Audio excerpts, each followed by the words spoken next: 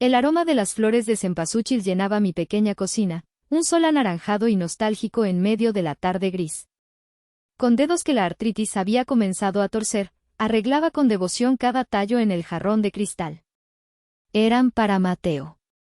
Tal vez, solo tal vez, si se las llevaba al hospital, su fragancia le recordaría los días de muertos de su niñez, cuando juntos preparábamos el altar para su padre.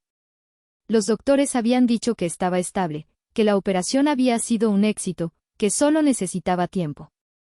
Y yo, su madre, me aferraba a esa palabra, tiempo, como un náufrago a una tabla en medio del océano.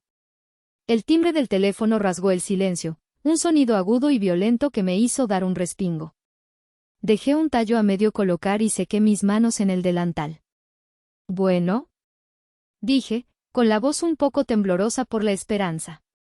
Quizás era el hospital, con buenas noticias. «Carolina». La voz de Valeria, mi nuera, sonó al otro lado de la línea. Era plana, metálica, desprovista de cualquier emoción. No era la voz de una esposa preocupada. Era la voz de alguien que llama para cancelar una cita con el dentista. «Valeria, hija, qué sorpresa. ¿Cómo está todo? ¿Hay noticias de Mateo?». Hubo una pausa, un silencio tan denso que pude oír el zumbido del refrigerador. «Te llamo por lo del funeral», dijo finalmente. La palabra flotó en el aire, venenosa y absurda. «Funeral». Sentí como si el suelo de la cocina se abriera bajo mis pies. El tallo de cempasúchil que aún sostenía se deslizó de entre mis dedos y cayó con un ruido sordo sobre el linóleo. «¿Funeral?», repetí, mi voz apenas un susurro. «¿Qué funeral, Valeria?». El doctor dijo que Mateo estaba descansando, ¿qué? ¿Cuándo fue la última vez que habló con un doctor, Carolina? Su tono era cortante, impaciente, como si mis preguntas fueran una estupidez que la estaba retrasando. Ayer por la mañana. El doctor Henderson dijo que la cirugía. Eso fue hace 2 días, me interrumpió. Mateo falleció ayer por la tarde. Complicaciones de la infección. El mundo giró a mi alrededor. La luz de la ventana se volvió cegadora y luego oscura. Me agarré al borde de la encimera con tanta fuerza que mis nudillos se pusieron blancos.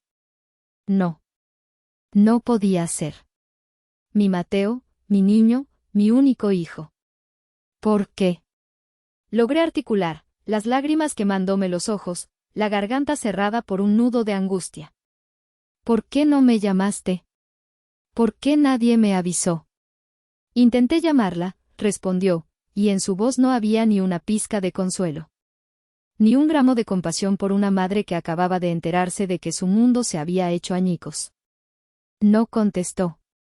Agarré mi teléfono de la mesita, mis manos temblaban tanto que casi lo dejo caer. Revisé frenéticamente las llamadas perdidas. Nada. Ni una sola llamada de Valeria. Ni una del hospital. Mi teléfono había estado pegado a mí, día y noche, esperando noticias de mi muchacho. «No tengo ninguna llamada perdida tuya», susurré, la confusión mezclándose con el dolor. Bueno, quizás estaba apagado. Ya no importa. Podía oírla moverse al otro lado, el sonido de papeles, quizás haciendo una maleta. Siempre organizando, siempre controlando. «El punto es», continuó, con esa frialdad que me helaba los huesos, «que necesito saber qué hora le viene bien para el funeral. Estamos pensando en el jueves a las 2. Jueves. Ya era martes por la tarde. Es muy pronto», balbuceé. «¿No necesitamos más tiempo para avisar a la gente, para planear?» «Ya está planeado. Una ceremonia pequeña. Solo la familia inmediata. El pastor Williams de mi iglesia oficiará». «¿Mi iglesia?» «No, nuestra iglesia. No la iglesia donde Mateo fue bautizado, donde cantó en el coro de niños cada domingo hasta los 12 años. Su iglesia, un lugar moderno y frío al que yo nunca había sido bienvenida. Valeria, por favor, hablemos de esto. Sé que tú también estás sufriendo, pero Mateo era mi hijo. Necesito ser parte de. Sobre eso, su voz se volvió aún más gélida, si es que eso era posible. He estado pensando, y sinceramente, creo que sería mejor que no viniera. Las palabras me golpearon como un puñetazo en el estómago. Di un paso atrás, tropezando con una de las sillas del comedor.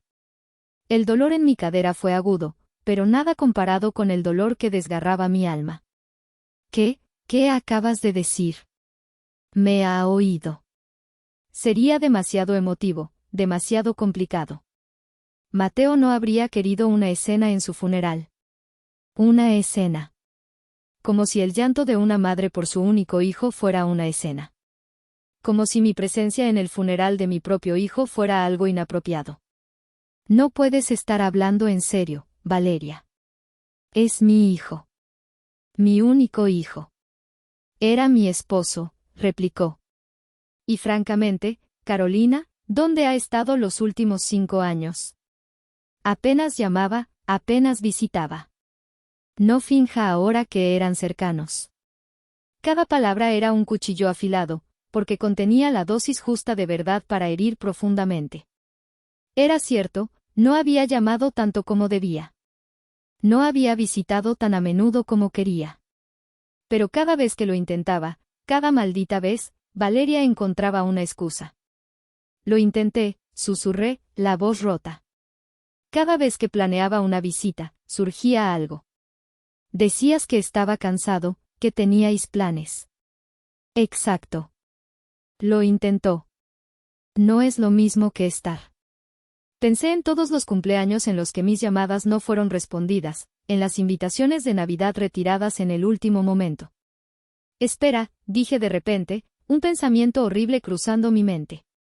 ¿Los niños? ¿Qué hay de los niños? Al menos déjame. ¿Qué niños? La confusión en la voz de Valeria sonó genuina. Mateo me dijo, hace 2 años, dijo que estabais esperando. Y el año pasado mencionó que el bebé ya caminaba ahí. Valeria soltó una carcajada. Una risa seca y corta que resonó en el auricular como un insulto. Ay, Carolina.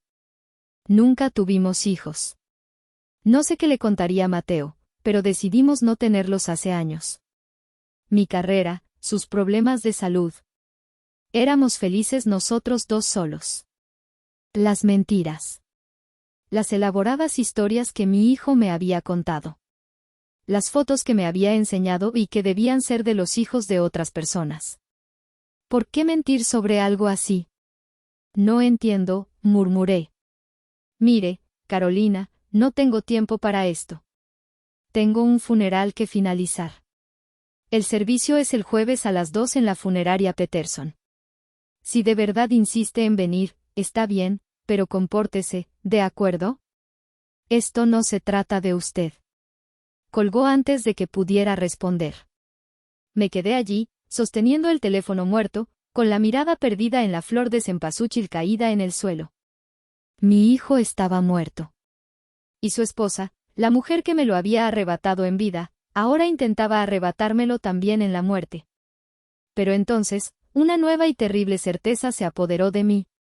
Si había mentido sobre los niños, si había mentido sobre mis llamadas, ¿estaría mintiendo también sobre la fecha del funeral? El silencio que siguió a la llamada de Valeria no era un silencio normal. Era un silencio pesado, denso, que parecía absorber todo el aire de la casa. Me quedé de pie en la cocina durante un tiempo que se me antojó eterno, con la mano aún aferrada a la encimera de formica, la misma que había cambiado Javier, mi difunto esposo, hacía más de 20 años. Para que tengas una cocina bonita, mi reina, me había dicho, con esa sonrisa que podía iluminar el día más oscuro. Ahora, esa encimera era lo único que me mantenía en pie. Lentamente, como si mis piernas pesaran 1 tonelada cada una, me moví hacia la sala. La casa, mi hogar durante 40 años, de repente se sentía extraña, hostil. Cada objeto, cada rincón, era un recordatorio punzante de lo que había perdido. Allí estaba el viejo sillón de orejas donde Javier se sentaba a leer el periódico cada mañana, el mismo sillón donde yo había acunado a Mateo de bebé, cantándole canciones de cuna hasta que sus pequeños párpados se cerraban. En la pared, junto a la puerta, Aún se veían las tenues marcas de lápiz que habíamos hecho para medir su altura. Una línea para cada año, una escalera de recuerdos que ascendía hacia un futuro que ya no existía. Me detuve frente a la repisa de la chimenea. Estaba llena de fotografías en marcos de plata y madera.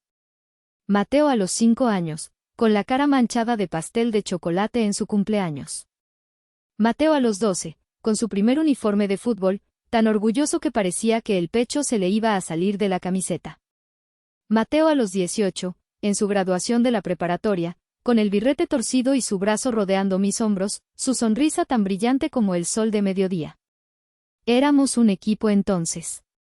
Después de que Javier se fuera, éramos solo nosotros dos contra el mundo. Yo trabajaba en mi pequeña sastrería en casa, cosiendo hasta altas horas de la noche para que a mi hijo no le faltara nada.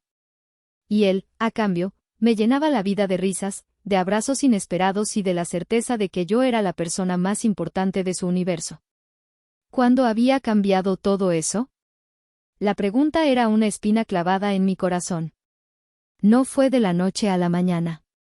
Fue un proceso lento, insidioso, como una enfermedad que avanza sin dar síntomas hasta que es demasiado tarde. Empezó poco después de que se casara con Valeria. Al principio, eran pequeñas cosas. Mamá, este fin de semana no podemos ir a comer, Valeria tiene un compromiso de trabajo. Mamá, para Navidad mejor nos vamos con los padres de Vale, su abuela está delicada. Y yo, en mi estúpido afán por ser la suegra perfecta, la que no estorba, la que da espacio, siempre decía lo mismo, no te preocupes, mijo. Lo entiendo perfectamente. Vayan, disfruten. Lo entiendo, era una palada de tierra que yo misma echaba sobre mi relación con mi hijo. Cada vez que cedía, le daba a Valeria más poder, más control. Y ella lo usó. Vaya que lo usó. Con una habilidad diabólica, me fue apartando, construyendo un muro invisible pero infranqueable entre Mateo y yo. Subí las escaleras, mis pasos resonando en el silencio. Entré en la que había sido su habitación. Estaba casi intacta, un santuario de su adolescencia. Los trofeos de béisbol en la estantería, los pósteres de sus bandas de rock favoritas en la pared, su vieja guitarra acústica apoyada en una esquina, cubierta por una fina capa de polvo. Me senté en el borde de su cama, el colchón hundiéndose bajo mi peso. El olor a él, una mezcla de libros viejos y recuerdos, aún persistía en el aire. Fue entonces cuando la duda que había nacido durante la llamada con Valeria se convirtió en una certeza aterradora. Si me había mentido sobre los niños, si me había mentido sobre mis llamadas, ¿por qué iba a decirme la verdad sobre el funeral? La idea era tan monstruosa que me dejó sin aliento. ¿Sería capaz de enterrar a mi hijo a mis espaldas, de negarme el derecho a decirle adiós? Un torrente de ira, una emoción que casi había olvidado, surgió desde lo más profundo de mi ser, barriendo la tristeza y la confusión. Era una ira fría, lúcida. La ira de una madre a la que le han robado lo más preciado. Me levanté de la cama, mis movimientos ahora firmes, decididos. Fui a mi habitación y abrí el armario. En el fondo, en una vieja caja de zapatos, guardaba mis documentos importantes y los pocos ahorros que tenía. Pero no buscaba dinero. Buscaba la vieja agenda telefónica de papel, la que usaba antes de que los teléfonos inteligentes lo invadieran todo. La encontré y empecé a pasar las páginas con manos temblorosas. Funerarias. Cementerios. Tenía que empezar por algún lado. No iba a quedarme sentada esperando un jueves que quizás nunca llegaría. No iba a permitir que Valeria ganara esta última batalla. Me había quitado a mi hijo en vida, pero no me lo quitaría en la muerte. Iba a encontrarlo. Iba a despedirme de él. Y luego, Valeria y yo tendríamos una conversación. Una conversación muy larga. El teléfono seguía en mi mano, mudo y frío, un pedazo de plástico inútil. Pero en mi mente, el tiempo retrocedió 10 años, a una tarde polvorienta de verano que olía a tierra seca y a gasolina. Estaba de pie junto a la vieja camioneta Ford de Javier, una reliquia de 1985 que él había apodado La Valiente. Era más que un vehículo, era un miembro de la familia. En esa camioneta habíamos llevado a Mateo a su primer día de escuela. En su batea habíamos cargado los muebles de nuestra primera casa. En sus asientos de vinilo agrietado, Javier me había dado la noticia de que íbamos a ser padres. La pintura, de un azul que alguna vez fue brillante, estaba ahora desvaída y cubierta de óxido en los bordes. Pero para mí, seguía siendo hermosa. Acaricié el capó, el metal caliente bajo mi palma.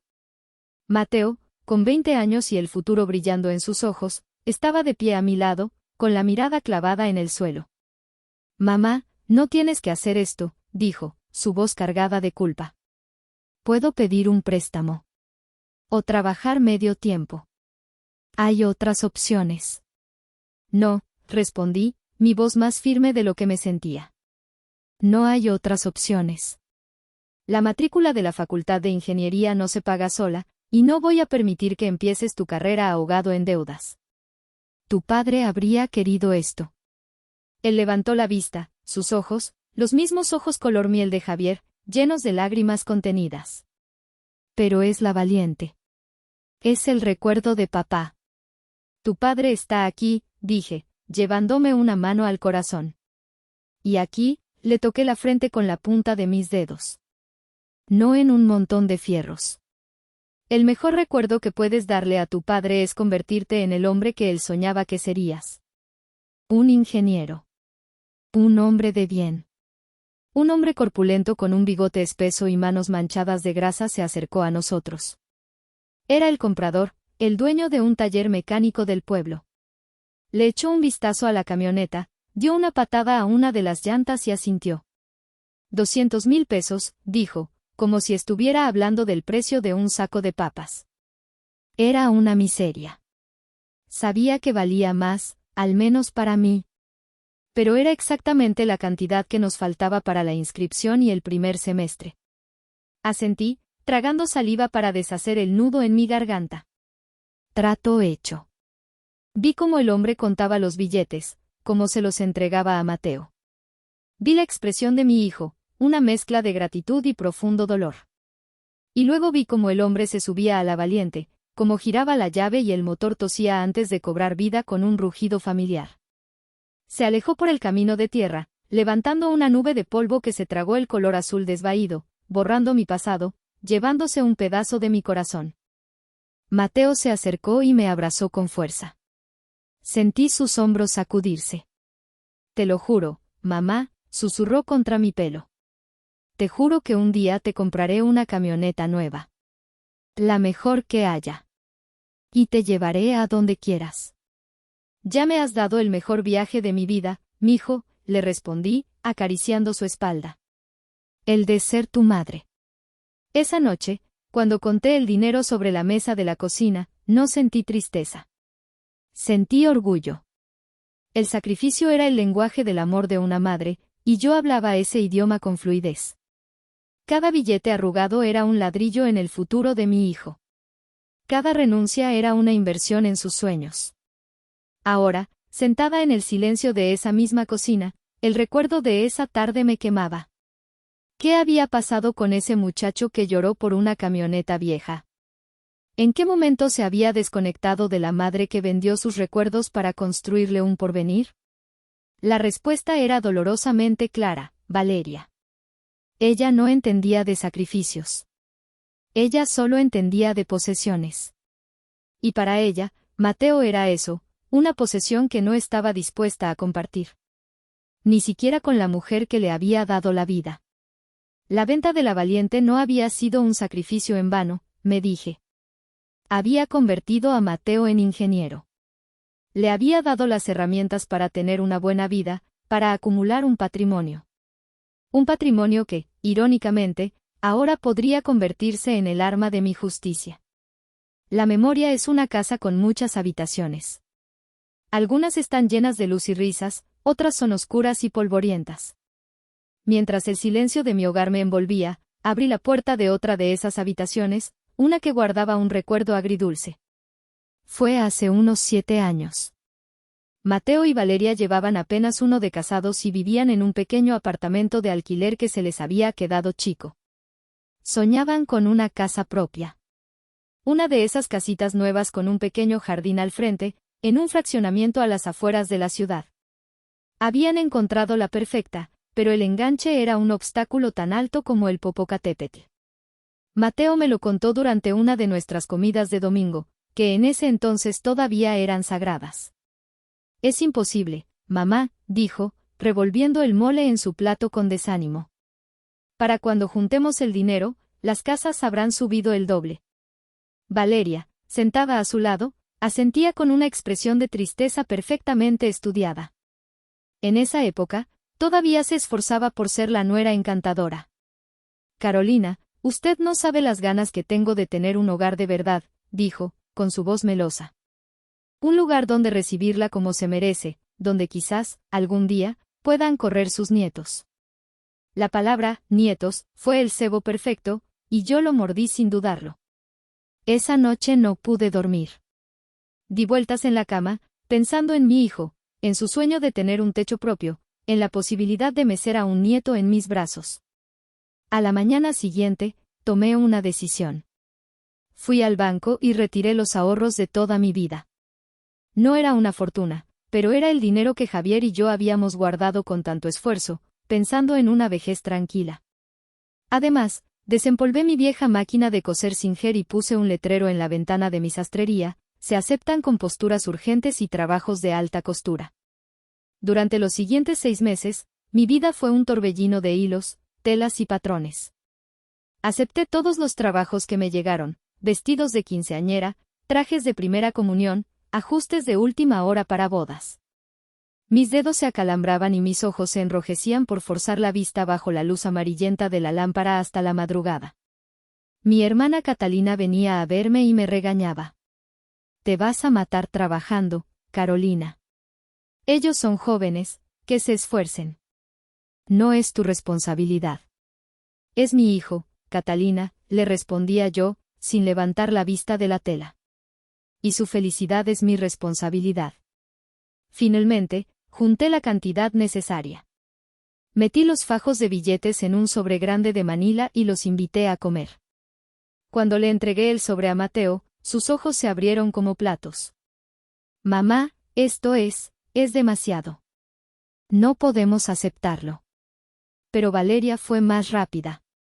Tomó el sobre de sus manos, sus ojos brillando con una codicia que en mi ceguera confundí con emoción. Carolina, es usted un ángel, exclamó, levantándose para abrazarme. Su abrazo fue breve y frío. Le juro que le devolveremos hasta el último centavo. No quiero que me devuelvan nada, dije, con el corazón hinchado de alegría. Solo quiero que sean felices. Consideren esto como los cimientos de su hogar. Compraron la casa. Me invitaron a la inauguración y me pasearon por las habitaciones vacías, describiéndome dónde iría cada mueble. Valeria no dejaba de repetir lo agradecida que estaba. Pero nunca me devolvieron el dinero. Ni siquiera lo mencionaron de nuevo. Y poco a poco, las invitaciones a esa casa, la casa que yo había ayudado a construir con el sacrificio de mis noches y la salud de mis ojos, se fueron haciendo cada vez más escasas. Ahora, en la soledad de mi cocina, el recuerdo de ese sacrificio se sentía como una brasa ardiente. No me dolía el dinero. Me dolía la facilidad con la que mi gesto de amor había sido aceptado y luego olvidado. Me dolía la maestría con la que Valeria había usado mi amor por mi hijo para conseguir sus propios fines. Había puesto los cimientos de su hogar, sí, pero sobre ellos había construido un castillo al que yo no tenía acceso, con un foso lleno de excusas y un puente levadizo que solo bajaba cuando necesitaban algo de mí. La negación es un velo cómodo. Te protege de las verdades incómodas, te permite seguir adelante sin enfrentar la dolorosa realidad. Yo viví bajo ese velo durante años. Cada vez que una acción de Valeria me causaba un pinchazo de extrañeza o dolor, yo misma me encargaba de justificarla, de encontrarle una explicación lógica. No quería ver. No estaba lista para aceptar que la mujer que mi hijo amaba estaba tejiendo una telaraña a mi alrededor. El recuerdo más nítido es el de mi cumpleaños número 60. Para mí, era una fecha importante, un hito. Decidí celebrarlo haciendo lo que más me gustaba, cocinar para mi hijo.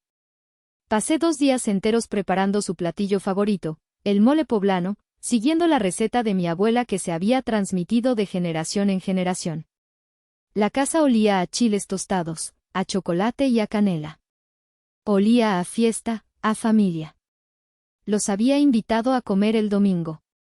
A las 12 del mediodía, con la mesa puesta y la olla de mole burbujeando suavemente en la estufa, sonó el teléfono. Era Valeria. Carolina, feliz cumpleaños. Su voz sonaba falsamente alegre.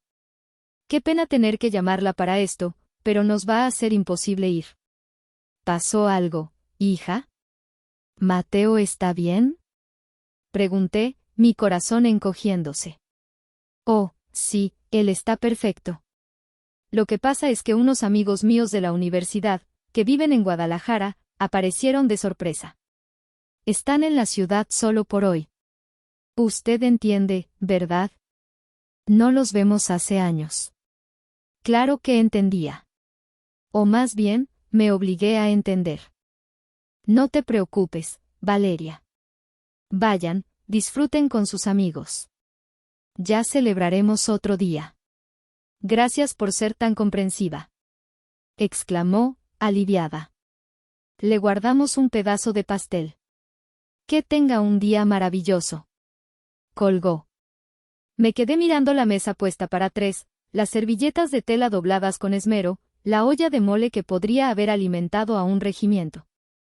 Comí sola, en silencio, el sabor del mole mezclado con el de la decepción.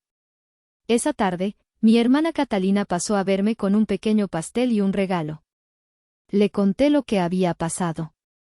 Catalina me miró fijamente, sus ojos oscuros sin parpadear. Dejó su taza de café sobre la mesa con un golpe seco. ¿Y te lo creíste? Preguntó, sin rodeos. Pues, sí. Son sus amigos, Catá. Es normal. No, Carolina, no es normal. Lo normal es que un hijo pase el cumpleaños número 60 de su madre con ella, aunque sea un par de horas. Lo normal es que le diga a sus amigos, disculpen, pero hoy es el día de mi mamá. ¿No te das cuenta? Esa mujer te está aislando. Te está borrando del mapa, y tú se lo permites. No seas exagerada, le respondí, a la defensiva. Mateo me quiere. Solo está muy ocupado con su vida, su trabajo, su esposa. Una cosa es estar ocupado y otra es ser un malagradecido. Y esa mujer lo está convirtiendo en uno, sentenció Catalina. Me enojé con ella. Le dije que era una malpensada, que veía fantasmas donde no los había. Pero sus palabras se quedaron clavadas en mi mente. Otro recuerdo, más doloroso aún. Un invierno, resbalé en el hielo y me fracturé la muñeca. El dolor era insoportable. Desde el hospital, después de que me pusieran el yeso, llamé a Mateo. Contestó Valeria. Ay, qué terrible, Carolina. Pobrecita. ¿Podrías pasarme a Mateo, por favor? Me gustaría hablar con él. Ahora mismo está en una llamada muy importante del trabajo, de esas con gente de Estados Unidos. No lo puedo interrumpir. Pero no se preocupe, yo le doy su recado en cuanto termine. Y le digo que la llame. Esperé su llamada toda la tarde. Y toda la noche. Mateo nunca llamó. Al día siguiente, luchando con una sola mano, me las arreglé como pude. Catalina vino a ayudarme, furiosa. ¿Te llamó? Me preguntó. Negué con la cabeza, avergonzada. Le habré marcado en un mal momento. Basta ya, Carolina. Explotó. Basta de justificar lo injustificable. Tu hijo no es un mal hombre, pero se casó con una bruja manipuladora que le maneja los hilos. Y si no abres los ojos, un día te vas a despertar y te darás cuenta de que te has quedado completamente sola. Las palabras de mi hermana resonaron en mi cabeza durante días. Pero el velo de la negación era grueso. Era más fácil pensar que mi hijo estaba ocupado que aceptar que se había vuelto indiferente.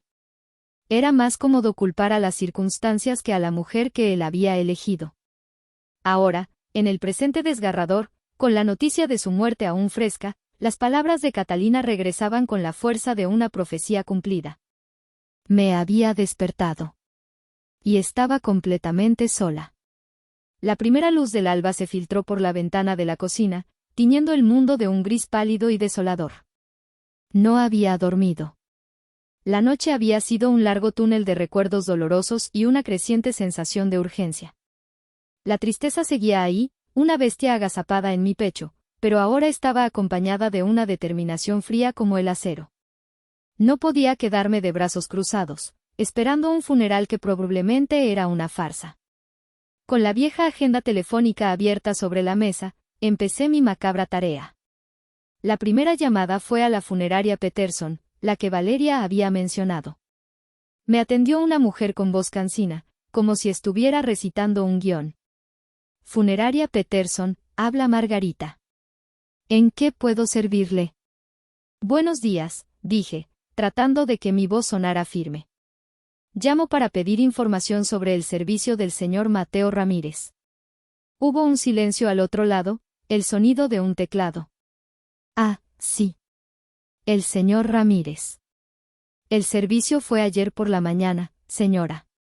A las 10. La confirmación me golpeó como una bofetada. Ayer. Mientras yo arreglaba flores y me aferraba a una falsa esperanza, ellos estaban enterrando a mi hijo. Entiendo, logré decir. ¿Sería tan amable de decirme en qué cementerio fue sepultado? Soy una tía lejana y me gustaría ir a dejarle unas flores. Mentí. Odiaba mentir, pero la desesperación me obligaba a ello. La mujer dudó. Mire, señora, la esposa del difunto, la señora Valeria Ramírez, fue muy específica. Pidió máxima discreción. De hecho, nos comentó que algunos familiares, incluida la madre del señor Ramírez, preferían su privacidad y nos pidió explícitamente que no diéramos información para evitarles un momento incómodo. La sangre me hirvió en las venas. No solo me había excluido, sino que había usado mi nombre, mi supuesto dolor, para justificar su crueldad. Había pintado un cuadro de mí como una madre frágil y solitaria que no podía soportar la pena, y se había erigido a sí misma como la protectora de mi intimidad. La audacia de su manipulación era tan vasta, tan perversa, que me dejó sin palabras. Comprendo, dije finalmente, mi voz un hilo tenso. Gracias por su tiempo. Colgué antes de que la rabia me hiciera decir algo de lo que me arrepintiera. Así que ese era su juego. Un juego de control total. Pero la llamada, a pesar de lo dolorosa, me había dado una pista. Si Valeria había sido tan meticulosa, probablemente habría elegido uno de los cementerios más grandes y conocidos de la ciudad. Mi dedo tembloroso recorrió la lista en la agenda. Panteón Riverside. Panteón Jardines del Recuerdo. Panteón Municipal. Empecé por el primero, Riverside, por pura intuición. Me contestó un hombre con voz grave. Repetí mi historia, la de la tía lejana. Ramírez, Mateo, dijo el hombre, tecleando. Sí, aquí está. Ingresó ayer. Sección C, lote 247. Apunté la información en un trozo de papel, mi mano garabateando las letras y los números como si me fuera la vida en ello. Sección C, lote 247. Ya no era una abstracción. Era un lugar. Un lugar real en la tierra donde descansaba mi hijo. Muchas gracias, dije, con la voz quebrada por el alivio y el dolor. Muchas gracias. Colgué y me quedé mirando el papel. Lo tenía. Sabía dónde estaba. Una parte de mí quería salir corriendo en ese mismo instante, tomar un taxi y no parar hasta estar frente a esa tumba. Pero otra parte, la parte que la ira había despertado, me detuvo. Esto no había terminado. Saber dónde estaba enterrado era solo el primer paso. El siguiente era entender por qué. ¿Por qué tanto odio? ¿Por qué tanta crueldad? Valeria me había subestimado. Había pensado que yo era una viejecita dócil y fácil de manipular, que me tragaría sus mentiras y me quedaría llorando en un rincón. Pero se equivocaba. El dolor me había roto, pero la verdad me estaba reconstruyendo, pieza por pieza, en algo que ni yo misma reconocía. Algo más fuerte. Algo que no se detendría hasta obtener respuestas. Fui al baño y me miré en el espejo. La mujer que me devolvía la mirada tenía los ojos hinchados y rojos, el pelo revuelto y arrugas que parecían haberse profundizado durante la noche. Pero en el fondo de sus pupilas, había una chispa. Una chispa de fuego. Valeria había encendido esa llama. Y se iba a quemar con ella. Saber la ubicación de la tumba de Mateo no trajo la paz que yo esperaba. Al contrario, abrió una nueva compuerta de dolor. La certeza de su muerte se volvió tangible, real.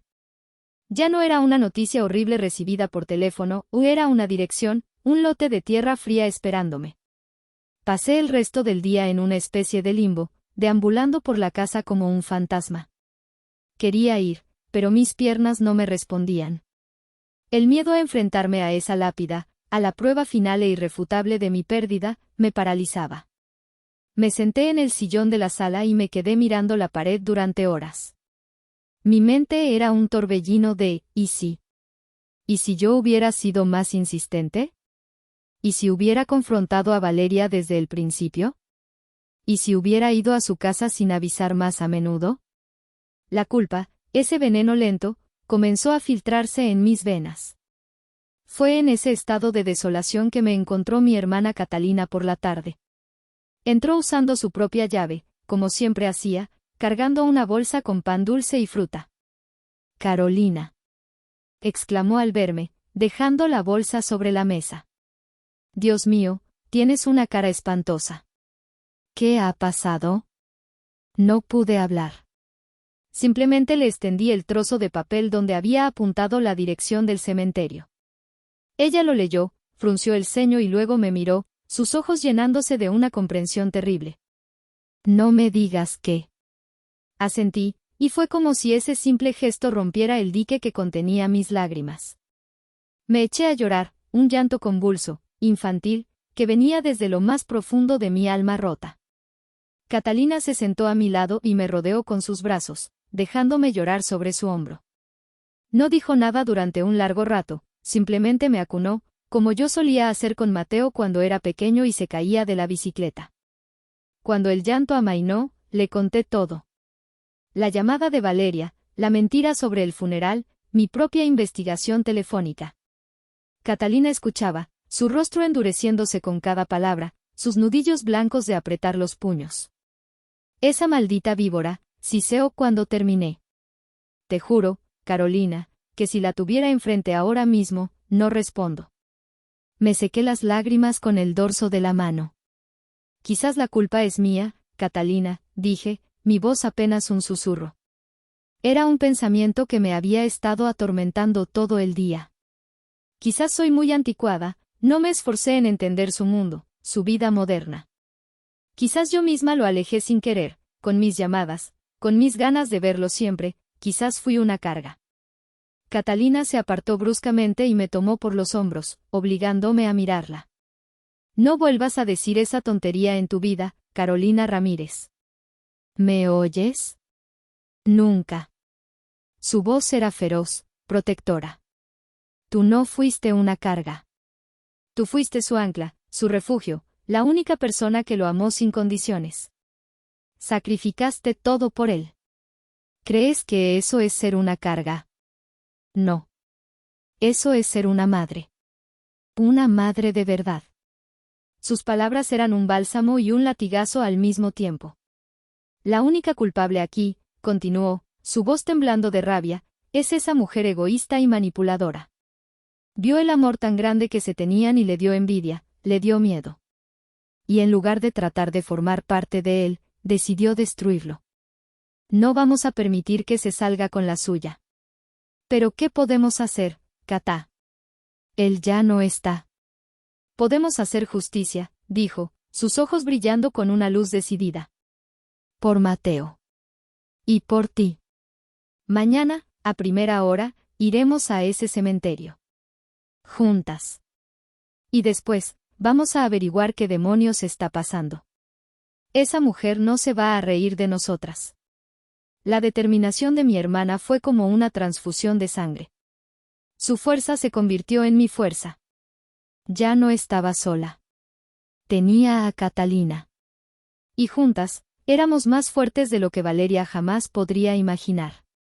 Me levanté del sofá, mis piernas ya no temblaban. Tienes razón, dije, mi voz recuperando algo de su antigua firmeza. Mañana iremos a ver a mi hijo.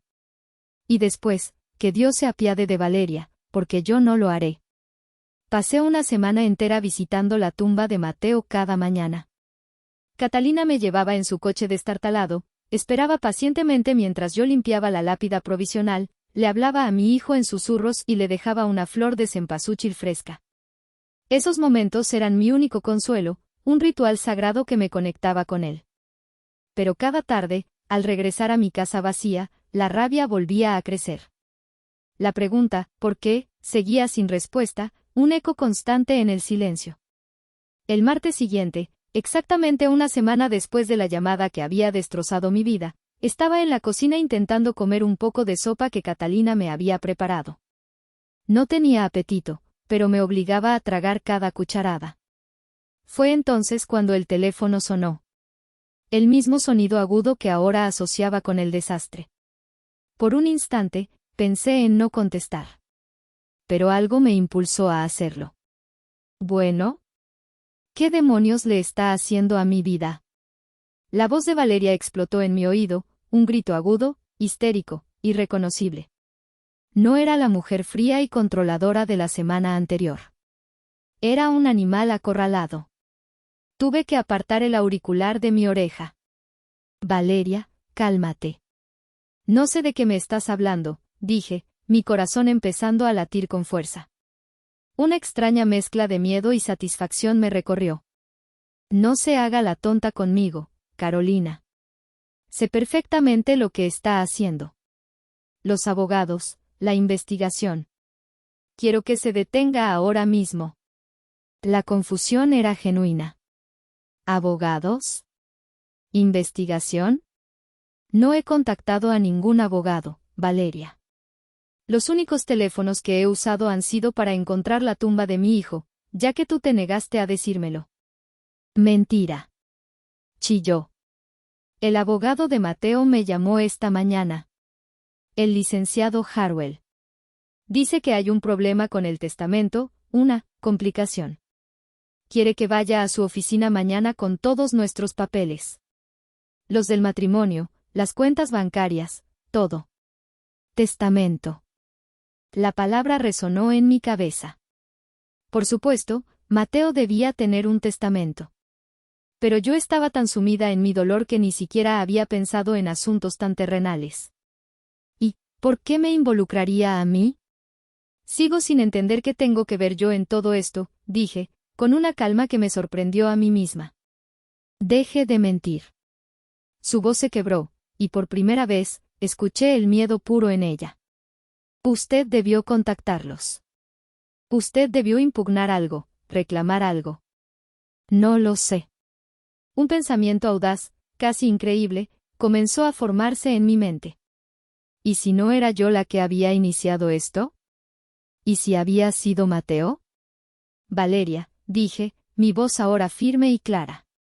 Te lo juro por la memoria de mi hijo que no he hablado con ningún abogado. No sabía que Mateo tuviera uno llamado Harwell. He pasado la última semana llorando en su tumba. Hubo un silencio al otro lado.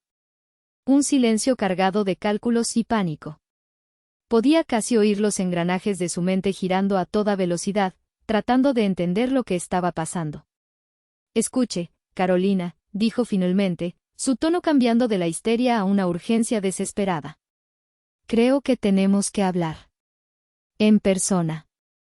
Hay cosas sobre Mateo que usted no sabe. ¿Qué cosas?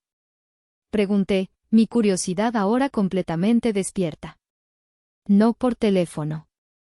¿Puede venir a la casa? Ahora mismo. Miré el reloj. Eran casi las 5 de la tarde. La idea de entrar en esa casa, en su territorio, me revolvía el estómago. pero su pánico era una carnada demasiado tentadora. Algo la había asustado de muerte. Y yo quería saber qué era. Iré, dije. Pero primero tengo que pasar por el cementerio. No. El grito fue tan agudo, tan desesperado, que me sobresaltó. Venga aquí primero. Por favor, Carolina. Es importante. Había una vulnerabilidad en su voz que nunca antes había escuchado. La todopoderosa Valeria, la manipuladora maestra, ahora me estaba suplicando. La ironía era casi poética. Después de años de excluirme, de tratarme como una molestia, ahora me necesitaba. Estaré allí en 1 hora, dije, y colgué. Me quedé mirando el teléfono. El miedo que había sentido al principio se había disipado, reemplazado por una extraña sensación de poder. El tablero de juego había cambiado. Durante años, ella había movido todas las piezas. Pero ahora, una mano invisible, la mano de mi hijo desde el más allá, acababa de hacer un movimiento que lo cambiaba todo. Y yo, sin saberlo, me había convertido en la reina de la partida.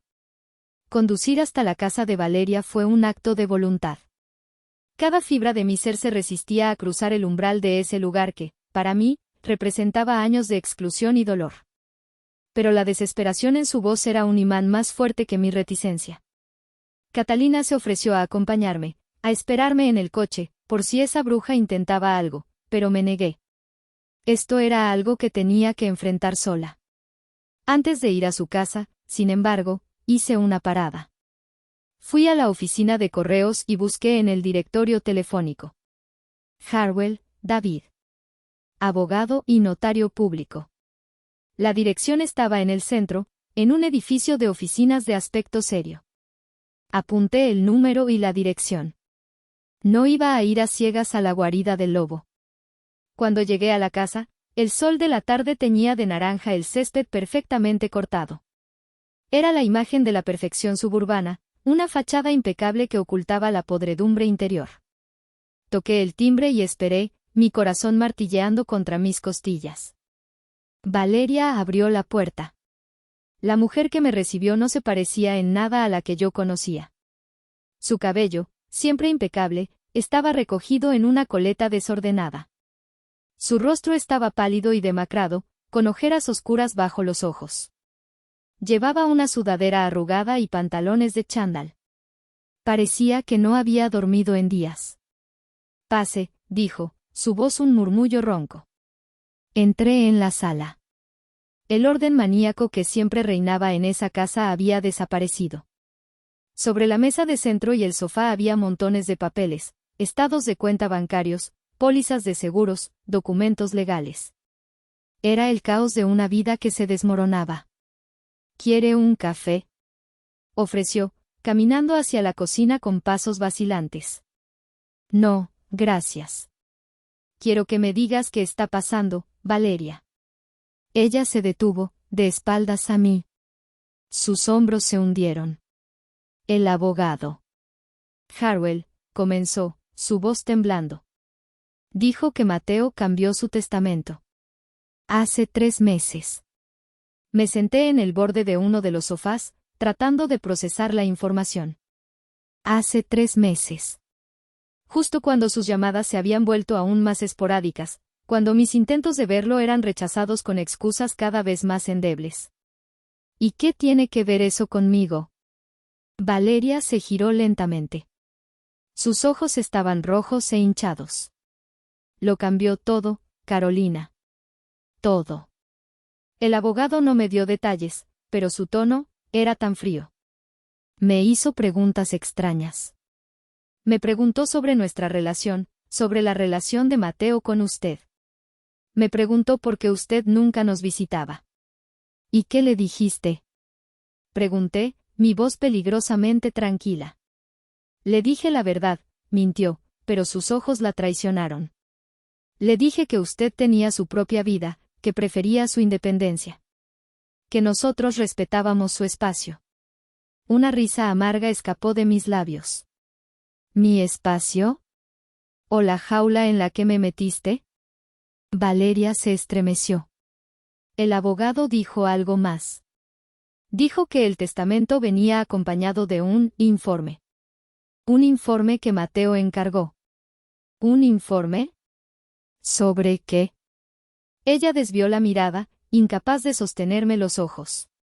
Sobre nosotros. Sobre por qué usted y él se distanciaron. Carolina. Mateo contrató a un detective privado. El aire se escapó de mis pulmones. Un detective privado. Mi hijo, mi dulce y confiado Mateo, había llegado al punto de contratar a un extraño para investigar a su propia esposa, para descubrir por qué su madre había desaparecido de su vida. La enormidad de su dolor y su desesperación me golpeó con la fuerza de un huracán. ¿Y qué encontró ese detective? Pregunté, aunque en el fondo ya sabía la respuesta. El rostro de Valeria se contrajo en una mueca de puro terror. Señaló los papeles esparcidos por la mesa. Todo. Encontró todo. Los registros telefónicos de las llamadas que usted hizo y que yo nunca le pasé. Los correos electrónicos que borré antes de que él los viera. Los mensajes de texto que yo misma le envié desde su teléfono, diciéndole que estaba demasiado ocupado para verla. Me levanté, la habitación parecía inclinarse a mi alrededor. ¿Tú, te hiciste pasar por él? Solo un par de veces, dijo rápidamente, como si eso lo hiciera menos monstruoso. Cuando sabía que estaba agobiado por el trabajo.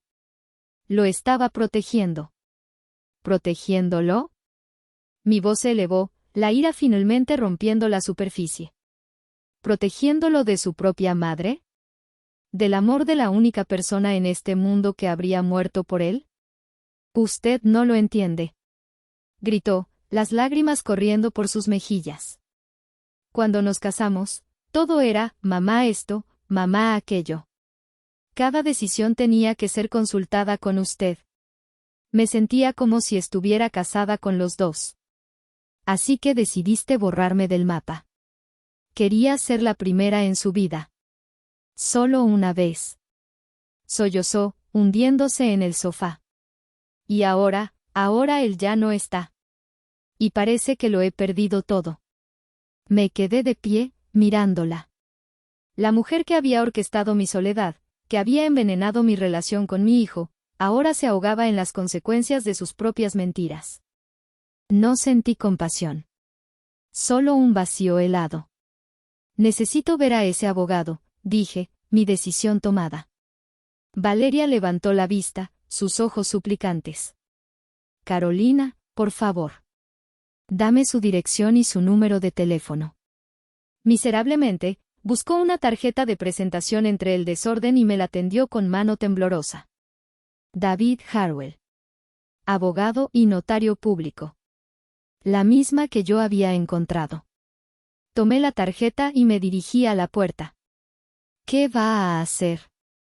Preguntó, su voz apenas un susurro. Me detuve con la mano en el pomo. Me giré para mirarla por última vez. Voy a hacer lo que mi hijo quería que hiciera, respondí.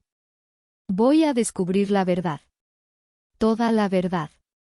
Y al salir de esa casa, por primera vez en mucho tiempo, no me sentí como una víctima.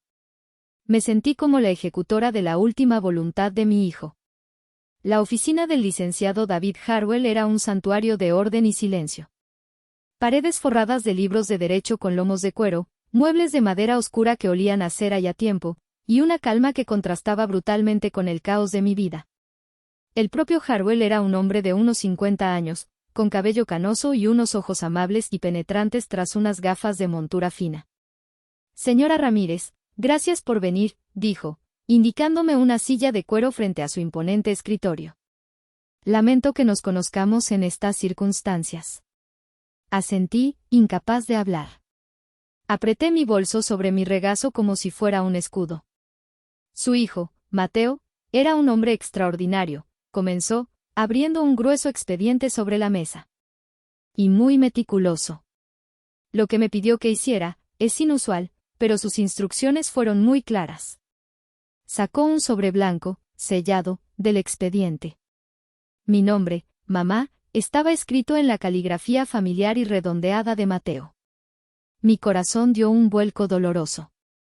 Antes de discutir los detalles legales del patrimonio, dijo el abogado con suavidad, Mateo insistió en que usted leyera esto.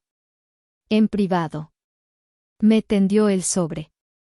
Mis manos temblaban tanto que apenas pude cogerlo. El papel se sentía cálido, casi como si aún conservara el calor de la mano de mi hijo. El licenciado Harwell se levantó. La dejaré sola. Tómese el tiempo que necesite.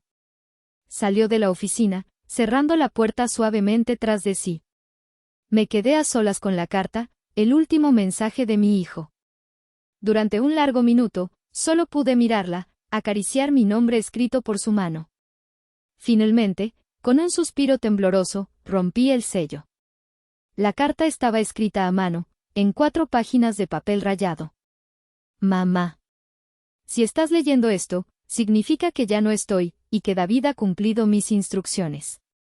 No sé cuánto tiempo me queda, los doctores no son muy optimistas sobre la próxima cirugía, pero hay cosas que necesito que sepas, verdades que mereces conocer.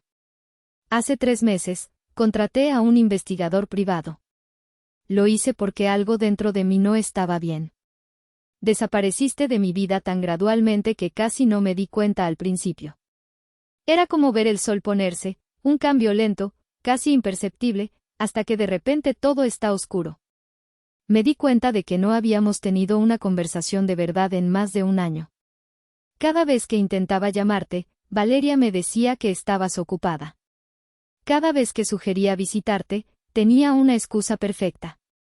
Cuando le pregunté directamente, me dijo que tú querías tu espacio. Que sentías que yo era demasiado dependiente de ti y que necesitabas que me enfocara en mi matrimonio. Me dolió, mamá. Me dolió tanto que una parte de mí se lo creyó, porque confiaba en ella. Pero otra parte, la parte que te conoce, la que criaste, sabía que eso no podía ser verdad. Tú, que vendiste la camioneta de papá para que yo pudiera estudiar. Tú, que nunca me hiciste sentir como una carga. Así que decidí averiguar qué estaba pasando realmente. El informe del investigador está con David. Deberías leerlo, pero te daré el resumen. Valeria ha estado interceptando nuestras comunicaciones durante años. Llamadas, correos, mensajes. Ha cancelado planes que yo nunca supe que existían y ha inventado excusas que yo nunca autoricé. Nos ha estado mintiendo a los dos, mamá, manteniéndonos separados deliberadamente. La confronté la semana pasada. Al principio lo negó todo, pero cuando le mostré las pruebas, se derrumbó y lo admitió. Dijo que se sentía como si estuviera compitiendo contigo por mi atención, que necesitaba ser la mujer más importante de mi vida. Le dije que el amor no funciona así. Que no tienes que apagar una luz para que otra brille más fuerte. Eso me lo enseñaste tú, ¿recuerdas? Cuando estaba en la preparatoria y me preocupaba si mi primera novia se llevaría bien contigo. Me dijiste que el corazón tiene una capacidad infinita para amar. Lloró y se disculpó y prometió arreglarlo. Pero, mamá, no creo que pueda perdonar esto. Nos robó años. Años que no podemos recuperar. Mientras tú pensabas que yo ya no te quería en mi vida, yo pensaba que tú ya no me necesitabas en la tuya. Y la verdad es que nunca dejé de necesitarte. Nunca dejé de extrañar nuestras llamadas de los domingos. Nunca dejé de estar orgulloso de ser tu hijo. Te dejo todo a ti, mamá. La casa, mis ahorros, el seguro de vida. Porque tú eres mi familia. Mi verdadera familia. No por la sangre, sino por el amor incondicional. Pero también te dejo algo más, una carga que lamento poner sobre tus hombros, el poder de decidir qué pasa con Valeria. Ella aún no sabe nada de esto. Si quieres proveer para ella, si quieres asegurarte de que esté bien, es tu decisión. Pero si quieres que enfrente las consecuencias de sus actos, también es tu decisión. Confío en tu juicio más que en el de nadie en el mundo. Sé que lo que decidas vendrá de un lugar de sabiduría, no de venganza. Lo siento, mamá. Siento haber dejado que me engañara tanto tiempo. Siento no haber confiado antes en mis instintos. Siento no poder compensarte en persona. Te amo. Siempre te he amado. Nada de lo que ella hizo cambió eso. Por favor, no dejes que la culpa te consuma. Tú no hiciste nada malo. Viviste tu vida, mamá. Sé feliz. Y a veces, cuando estés en tu jardín, piensa en mí y sonríe. Con todo mi amor, Mateo. Pede hay algo que quiero que tengas. Está en la vieja lata de café donde guardabas las monedas para mis almuerzos cuando era niño. La llave está ahí. Cuando el licenciado Harwell regresó, yo seguía llorando, pero eran lágrimas diferentes. Eran lágrimas de alivio, de amor, de una conexión que, a pesar de todo, nunca se había roto. Mi hijo me conocía. Había confiado en mí hasta el final. Y ahora, me había entregado la espada de la justicia. Armada con la verdad de la carta de mi hijo, sentí una calma que no había experimentado en años. El dolor seguía ahí, una corriente subterránea y constante, pero ya no me ahogaba. Ahora tenía un propósito. Llamé a Valeria y le pedí que nos viéramos en su casa. Su voz sonó pequeña y asustada, y aceptó de inmediato. Cuando llegué, la encontré sentada en el sofá, rodeada por el mismo desorden de papeles. Había estado llorando, sus ojos estaban hinchados y su nariz roja. Me ofreció agua, café, algo de comer. Rechacé todo. Me senté frente a ella, en el otro sofá, y esperé. El silencio se estiró, tenso e incómodo. Ya sé lo del detective, dije finalmente, mi voz tranquila pero firme. Y ya sé lo del testamento. Valeria se encogió, como si mis palabras fueran golpes físicos. Carolina, yo. Quiero que me lo expliques, la interrumpí. No las excusas, no las justificaciones. Quiero que me expliques por qué. ¿Qué te hice yo para merecer tanto odio? Ella levantó la vista, sus ojos llenos de una desesperación patética. Y entonces, comenzó a hablar. Me contó una historia que yo nunca había escuchado. Una historia de antes de Mateo. Estuve comprometida una vez, dijo, su voz un murmullo. Se llamaba Marcos. Lo amaba, o creía que lo amaba. Estábamos planeando la boda, teníamos una vida por delante. Pero su madre me odiaba. Mientras hablaba, pude ver un atisbo de la mujer que era antes de la amargura. Una joven llena de ilusiones. Ella pensaba que yo no era suficiente para su hijo. Que venía de una familia humilde, que solo buscaba su dinero.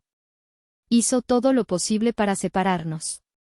Me humillaba en público, criticaba mi ropa, mi forma de hablar. Le llenó la cabeza a Marcos de mentiras sobre mí. Pude ver a dónde se dirigía. Estaba pintando un paralelo, tratando de que yo viera un reflejo de ella en mí. Y lo logró, continuó, las lágrimas corriendo por sus mejillas. 3 semanas antes de la boda, Marcos la canceló. La eligió a ella por encima de mí. Me dijo que su madre tenía razón, que yo no era la mujer adecuada para él. Me destrozó, Carolina. Me hizo sentir que no valía nada. Hubo un instante, solo un instante, en el que sentí una punzada de lástima por ella. Pero desapareció tan rápido como llegó. Cuando conocí a Mateo, dijo, levantando la vista, tratando de encontrar comprensión en mis ojos, juré que nunca más permitiría que una madre se interpusiera entre el hombre que amaba y yo. Juré que yo sería la única, la más importante. Así que decidiste convertirte en el monstruo que tanto odiabas. Sus palabras se atascaron en su garganta. No, no lo vi así al principio. Cuando te conocí, vi lo mucho que Mateo te adoraba, como tu opinión lo era todo para él. Y tuve miedo. Un miedo terrible. Cada vez que él hablaba de ti con tanto amor, yo escuchaba la voz de la madre de Marcos en mi cabeza. Mientras hablaba, un recuerdo fugaz pareció cruzar su rostro, una sombra de dolor genuino. Era como si estuviera reviviendo una escena. Pude casi imaginarlo, la madre de su ex, una mujer elegante y fría, diciéndole con desprecio, nunca serás parte de esta familia. Y entonces, me miró a mí, una madre que había sacrificado todo por su hijo, y en su mente retorcida por el miedo, vio a la misma amenaza. Empecé con cosas pequeñas, confesó. Excusa tras excusa para que no vinieras. Le decía que estabas ocupada, o que nosotros lo estábamos. Y funcionaba. Mateo confiaba en mí. Y yo, me gustó el control. Me gustó ser su único punto de referencia, la única mujer en su vida. Incluso cuando podías ver que lo estabas hiriendo. Me convencí de que no lo hería. Exclamó, casi para sí misma. Me dije que le estaba ahorrando estrés, que lo estaba protegiendo. Me conté tantas veces mi propia mentira que terminé por creérmela. ¿Y la vez que me rompí la muñeca? ¿También lo estabas protegiendo entonces? Su rostro se descompuso. El hospital llamó. Mateo quería ir corriendo. Estaba subiéndose al coche. Yo lo detuve. Le dije que tú habías pedido específicamente que no fuera, que no querías que te viera vulnerable. Le dije que una amiga te estaba cuidando. Cerré los ojos, el recuerdo de mi soledad en esa cama de hospital, del dolor físico y emocional, volviendo con una claridad brutal. Él quería ir, susurré. Siempre quería ir, Carolina, sollozó. Cada vez. Pero yo era más lista. Más manipuladora. Le robé a su madre, y al hacerlo, le robé una parte de sí mismo. Y ahora lo he perdido para siempre. La noche antes de su última cirugía, me dijo que iba a dejarme. Me dijo que ya lo sabía todo. Que después de la operación, te llamaría para contártelo y pedirte perdón. Me levanté. No podía seguir escuchando. Necesitaba aire. Lo amaba, Carolina, dijo, su voz rota. De verdad que lo amaba. Solo que, lo amé mal. Me dirigí a la puerta. No había nada más que decir. Su confesión no cambiaba nada, pero me daba la pieza final del rompecabezas. No era solo maldad. Era miedo, inseguridad y una amargura tan profunda que había envenenado todo lo que tocaba. Pero el veneno, al final, la había consumido a ella misma. Unos días después, convoqué la reunión final en el despacho del licenciado Harwell. Le pedí que citara a Valeria. Quería que todo fuera oficial, legal, ineludible. Cuando llegué, ella ya estaba allí, sentada en la misma silla de cuero que yo había ocupado días antes. Parecía aún más pequeña y frágil, una sombra de la mujer arrogante que había conocido. Me senté frente a ella, con el licenciado Harwell a mi lado como un testigo silencioso y solemne. Puse mi bolso sobre la mesa y saqué la carta de Mateo. No para leerla, sino para que su presencia se sintiera en la habitación. Valeria, comencé, mi voz tranquila y medida, desprovista de la ira que había sentido. Ahora solo había una claridad fría y pesada. He tomado una decisión sobre el patrimonio de Mateo, siguiendo la voluntad que él expresó en su última carta. Sus ojos, fijos en la mesa, se levantaron para encontrarse con los míos. Estaban llenos de una mezcla de miedo y una diminuta, patética, chispa de esperanza.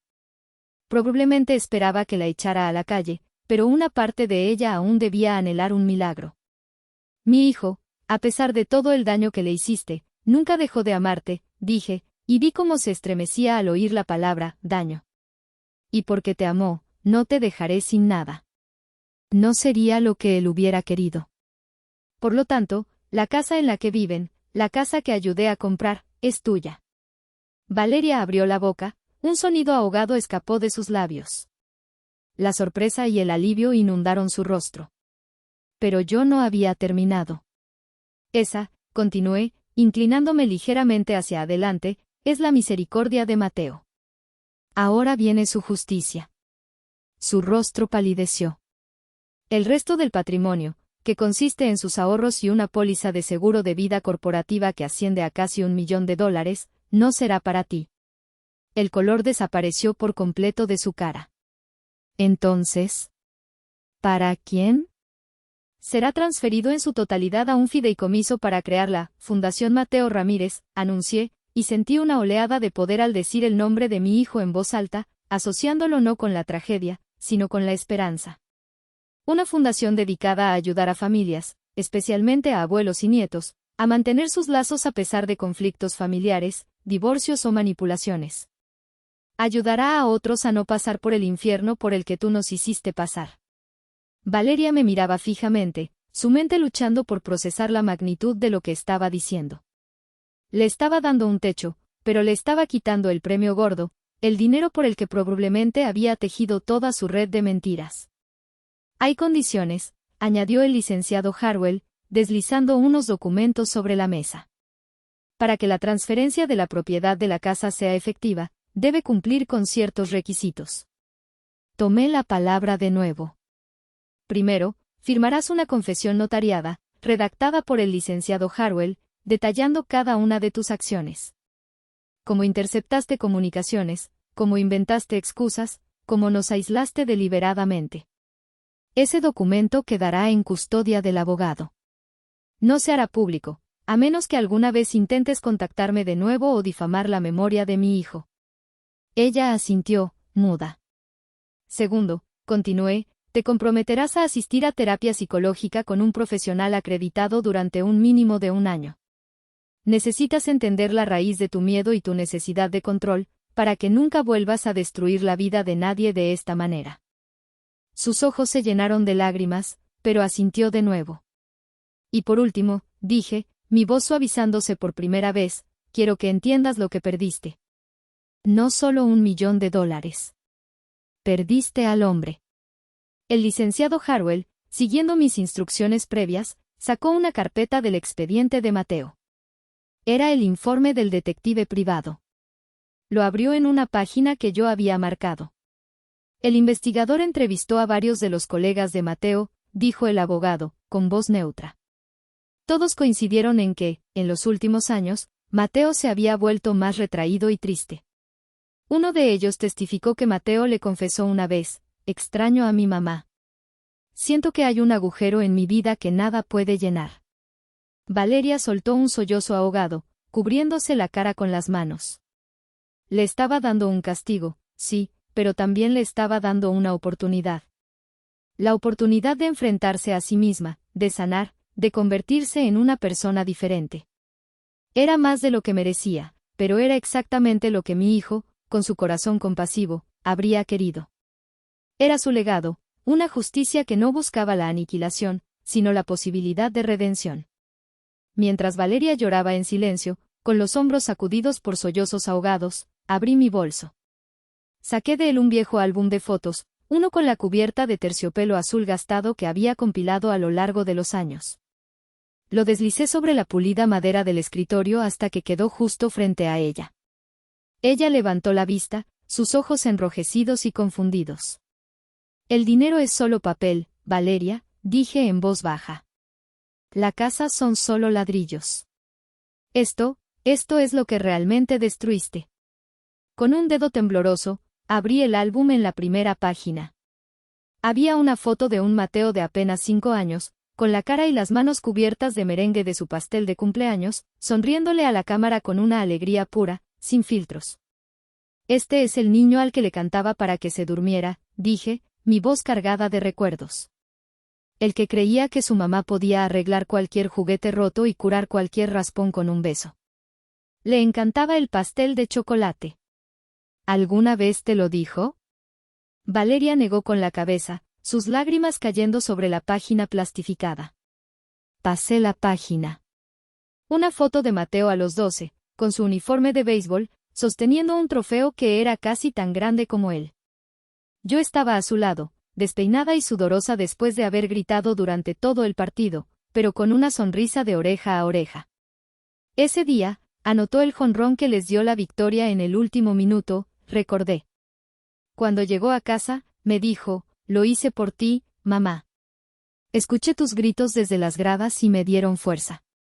Él siempre decía que yo era su fan número 1. Siempre me buscaba en la multitud. Pasé otra página. La foto de su graduación de la preparatoria. Los dos abrazados, él con su toga y birrete, yo con un vestido floreado que había cosido para la ocasión. Aquí, dije, mi voz quebrándose un poco, me dijo delante de todos sus amigos que yo era su heroína. porque había trabajado en 2 sitios para pagarle la mejor escuela. Dijo que yo era la mujer más fuerte que conocía. Valeria levantó la vista del álbum, sus ojos encontrando los míos. Su mirada estaba desnuda, despojada de toda arrogancia. A mí también me dijo eso, susurró.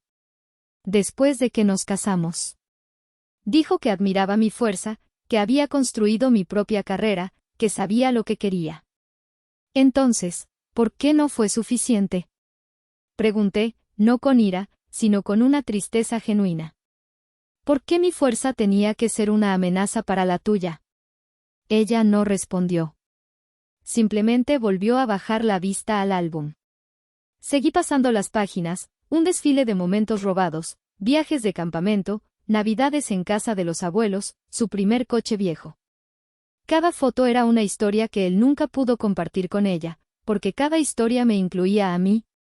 Cada recuerdo estaba anclado en un pasado del que ella se había esforzado por borrarme. Este es el hombre con el que te casaste, Valeria, dije, cerrando suavemente el álbum. Un hombre construido a base de amor, no de miedo. Un hombre al que se le enseñó que la familia se apoya, no se controla. Le quitaste su historia. Lo desconectaste de sus raíces. Y al hacerlo, lo dejaste solo, a la deriva, justo como tú te habías sentido. Te convertiste en tu propio peor recuerdo. Dejé el álbum frente a ella. Quédatelo, dije. Quiero que lo mires. Quiero que veas cada foto y entiendas la magnitud de tu egoísmo. Quizás entonces, en la cara sonriente de ese niño, encuentres una razón para convertirte en la persona que él siempre creyó que podía ser. Valeria extendió una mano temblorosa y tocó la cubierta de terciopelo azul. No dijo nada. No necesitaba hacerlo. Su silencio, sus lágrimas, la forma en que se aferró a ese álbum como si fuera un salvavidas, me dijeron que, por primera vez, había entendido. La confrontación había terminado. No con gritos ni insultos, sino con el peso aplastante de la verdad contenida en las páginas de un viejo álbum de fotos. Los 6 meses que siguieron fueron extraños, una mezcla de duelo y renacimiento. El dolor por la ausencia de Mateo seguía siendo un compañero constante, pero ya no era una sombra que lo oscurecía todo. Ahora era más como una melodía suave y melancólica de fondo, un recordatorio de un amor que había sido inmenso. Me sumergí de lleno en la creación de la Fundación Mateo Ramírez. Trabajar con el licenciado Harwell, establecer los estatutos, entrevistar a los primeros candidatos, todo ello me dio un propósito, una razón para levantarme cada mañana. Cada vez que aprobábamos una ayuda para que un abuelo pudiera pagar un abogado y ver a sus nietos, o financiábamos un programa de mediación familiar, sentía que estaba honrando la memoria de mi hijo de la mejor manera posible. Estaba convirtiendo nuestro dolor en el alivio de otros. Una tarde de otoño, llegó un paquete a mi puerta. No esperaba nada. Lo abrí con curiosidad. Dentro, había un marco de madera simple. Y en él, una fotografía de Mateo que yo nunca había visto. Tendría unos 30 años. Estaba de pie en lo que parecía ser un jardín, quizás un parque, riendo a carcajadas, con la cabeza echada hacia atrás, sus ojos achinados por la alegría. Era una imagen de felicidad pura, sin adulterar. Detrás del marco, había una nota doblada. La reconocí por la caligrafía pulcra y redondeada. Era de Valeria. Carolina. Encontré esta foto en un cajón de su escritorio en la oficina. La tenía pegada en el monitor de su computadora. Pensé que usted debería tenerla. Gracias por mostrarme cómo es el amor de verdad. Estoy aprendiendo. Valeria. Sostuve la foto en mis manos durante un largo rato. Coloqué el marco en la repisa de la chimenea, junto a las otras fotos de mi hijo. Encajaba perfectamente. No sentí la necesidad de responder a la nota. Su gesto era suficiente. La semana siguiente, en el que habría sido el cumpleaños de Mateo, hice su mole poblano. La casa se llenó de nuevo con el aroma de su infancia. Catalina vino a comer conmigo. Comimos en silencio, pero no era un silencio incómodo. Era un silencio de compañía, de recuerdos compartidos. Después de comer, fui sola al cementerio. El otoño había pintado los árboles de ocres y dorados. Me senté junto a la lápida de mármol, que ya tenía su nombre grabado de forma permanente. Limpié unas hojas secas que habían caído sobre ella. «Hola, mijo», susurré. «Feliz cumpleaños. Hoy te hice tu mole. Quedó rico, casi como a ti te gustaba». Le conté sobre la fundación, sobre las familias que estábamos ayudando. Le conté sobre la foto que Valeria me había enviado. «Tenías razón, mi niño», le dije, acariciando la fría piedra. «El corazón tiene una capacidad infinita. Incluso uno roto como el mío. Ella está aprendiendo, y yo también. Estoy aprendiendo a vivir sin ti, pero contigo siempre presente». No hubo respuesta, por supuesto. Solo el susurro del viento entre los árboles. Pero en ese susurro, me pareció escuchar su voz. Me pareció sentir su abrazo. Me levanté y dejé una flor de cempasúchil sobre su nombre. Al volver a casa, me detuve en mi jardín. Las últimas rosas del verano aún se aferraban a sus tallos. Toqué sus pétalos suaves, aterciopelados. El legado de Mateo no era el dinero, ni la casa, ni siquiera la fundación. Su verdadero legado era esta paz que yo sentía. La certeza de que nuestro amor había sido más fuerte que cualquier mentira. Me había dado la oportunidad de elegir la justicia sobre la venganza, y al hacerlo, me había liberado. Algunos lazos, aprendí, son más fuertes que el silencio y la distancia. Y el amor de un hijo, al final, siempre encuentra el camino de regreso a casa. Mi hijo había encontrado el suyo. Y yo, por fin, también estaba en casa.